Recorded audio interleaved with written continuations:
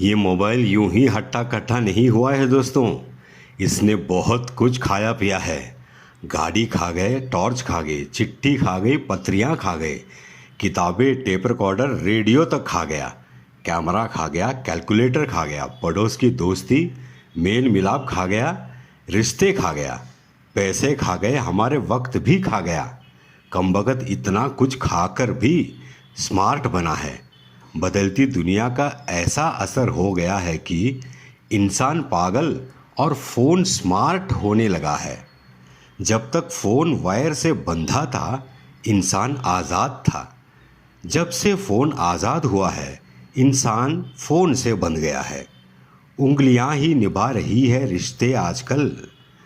ज़ुबां से निभाने का वक्त ही कहाँ है। सब टच में बिज़ी हैं, लेकिन टच में कोई भी नहीं है।